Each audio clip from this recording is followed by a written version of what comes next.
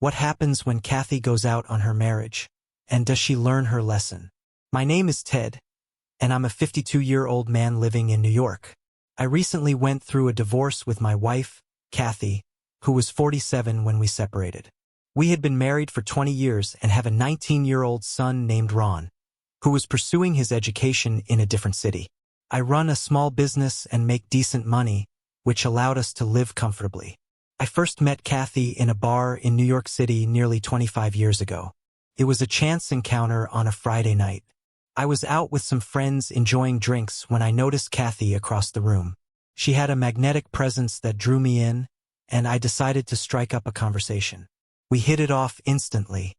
We talked for hours that night, and I was captivated by her intelligence, wit, and free-spirited nature. She was full of energy and enthusiasm for life. We started dating shortly after that night, and our connection grew stronger with each passing day. After a few years, I proposed to her in Central Park under the shade of a beautiful oak tree. She said yes, and we got married in a small, intimate ceremony surrounded by our closest friends and family. Since my business was doing well, I never had financial issues living in New York. I provided Kathy with a luxurious lifestyle. However, most of Kathy's friends were married to wealthy men, living lives of leisure and luxury. Over time, many of them got divorced and received substantial monthly alimony from their ex-husbands. I always warned Kathy to stay clear of these so-called friends. I never liked them, and I hated the days when I had to pick her up from their parties. There were even times when some of her friends tried to hit on me, but I never told Kathy about these incidents and chose to ignore them. Kathy always assured me that her friends would never influence her love for me or our family. I trusted her, and life went on. On Kathy's 45th birthday, she went out with her friends to celebrate. I wanted to spend the evening with her, but she insisted that one of her friends was leaving town and wanted to meet. Reluctantly, I let her go and spent the evening alone with a bottle of Jack Daniels.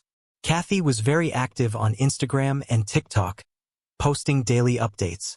Her birthday celebration was live-streamed on her account, and what I saw disgusted me.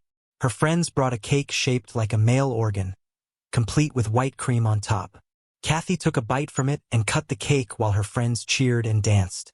Later, I saw that her group had gone to a male strip club. When Kathy returned, I confronted her. I told her that her actions were indecent and inappropriate, especially for a married woman with a 19-year-old son who could see everything she posted. I asked her about the strip club, and she explained that it was a surprise planned by her friends. I replied that the surprise ended when she chose to walk through the door of such a place. I made it clear that I was deeply unhappy with her behavior, and that her actions didn't reflect those of a married woman. She started crying, and I left her alone, refusing to sleep in our bedroom that night. The next morning, she didn't speak to me and left for the gym. Things were tense between us, and they only got worse. 2 weeks later, I asked her if she was holding a grudge over what happened on her birthday. She accused me of being jealous, claiming that I didn't have friends and could never throw such amazing parties. I was shocked by her response. I told her that I didn't go to strip clubs because I had a wife and I found her behavior disgusting.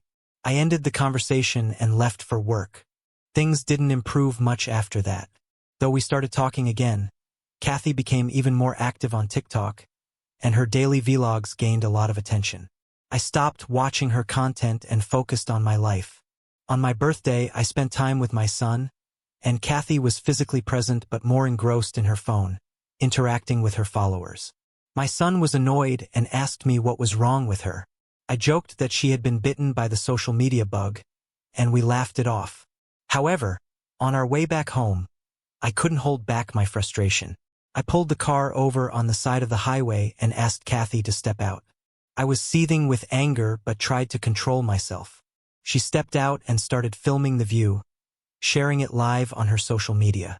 I took her phone, stopped the stream, and told her firmly that when she's spending time with family, she needs to be present. I said that our family deserved her time and attention, not her camera. She stood there silently and later got back in the car, refusing to engage in a conversation.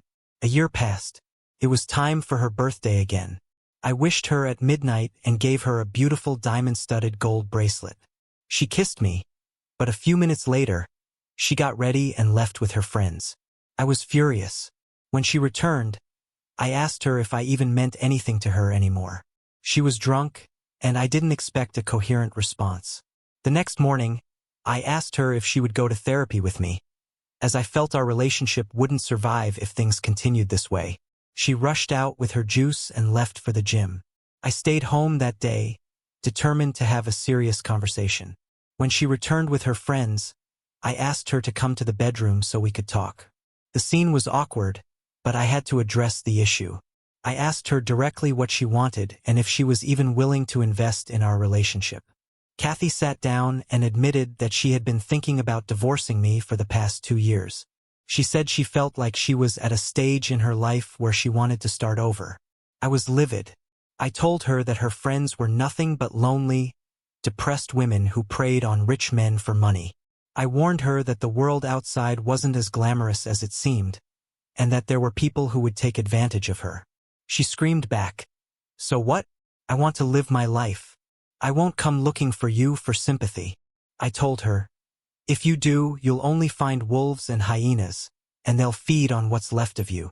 She responded, "So be it, but I'll be content." The room fell silent. That day, no more words, no more discussions. A day later, Kathy posted a video announcing she had been planning her divorce for the past 2 years and was finally getting what she wanted. "I'm just being honest," she said. "I don't know what to do next. I'm tired, so I'm getting a divorce. I've tried to change so many things about my life. I'm scared a little bit, a lot, but now you're getting cold feet. It's just the beginning. Reality is coming, and it's going to hit hard." She called me multiple times. I answered, and she said she just wanted to talk because she missed me. I gave it one last shot and asked if she wanted to reconsider her decision. Once the papers were filed the next day, there would be no turning back. She hung up. A few weeks later, we were divorced. Kathy moved out and we never said our goodbyes. My son took it hard, but he admitted he saw it coming. A day after the divorce, Kathy posted, "I'm doing okay.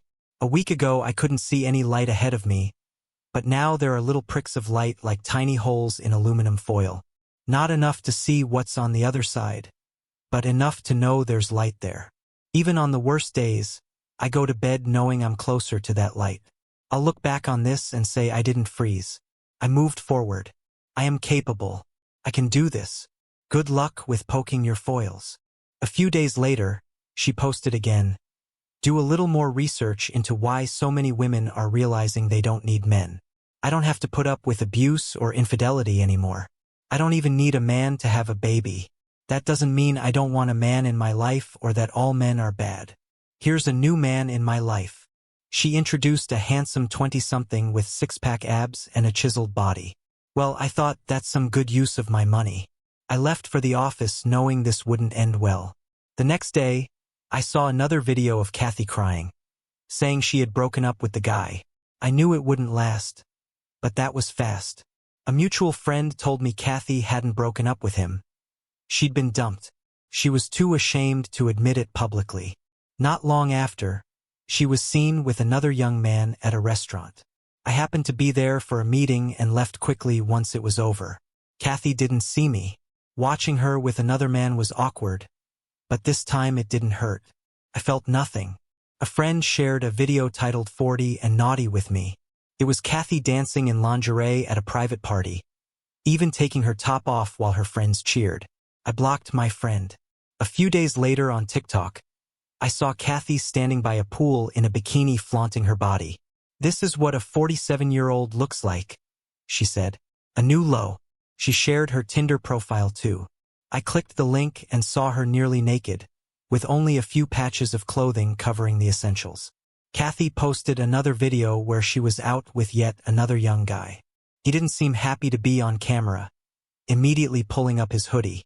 It was clear he was just there for some fun and would disappear soon. A few days later, Kathy posted again. "I made a decision. Do I regret it? I don't know. Did I make a mess? I don't know. I guess it wasn't that bad. But today I think my marriage wasn't bad. It was fine. My husband loved me, and I screwed it up. I'm a mess. Ted warned me, but I didn't listen.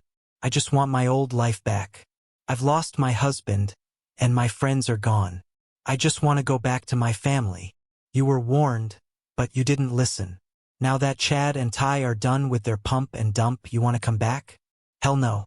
I don't eat leftovers. Kathy showed up at my office one day. I asked why she was there, and she said she wanted to come back home. I chuckled. Home? There is no home. I sold our house and paid for your new Nirvana pad, as you called it. There's no home. She asked if she could live with me. I told her, I share my bed with a loyal giant Bernard, my dog, and he doesn't like strangers near me. I'm not a stranger, she said. Yes, Kathy. To that dog you are. And there's no place in my life for you. My name is Will Smith, and you're not Jada Pinkett Smith. If my wife chooses something other than me, it's over for her. I'm off limits. I don't sit around making sob faces. I take it on the chin and move on. Kathy left crying. I went home to my dog. Later, I saw another post from Kathy where she talked about her disillusionment with the world and how hard it is for a woman her age to find love again. Yes, Kathy, I thought you were warned. You don't start dating at 47. A fruit is eaten when it's ripe. If you delay, it rots. Nature gives us lessons, but we ignore them. You had everything, yet you looked for something out of bounds for a married woman. So you left. Now you're left out. I may not marry again. I'm in my 50s, and I don't see the point in trying to find love. My dog gives me enough love. I'll transfer my assets to my son when he's ready to take my place at the office. For now, I'm happy to soak up some sunshine in the woods.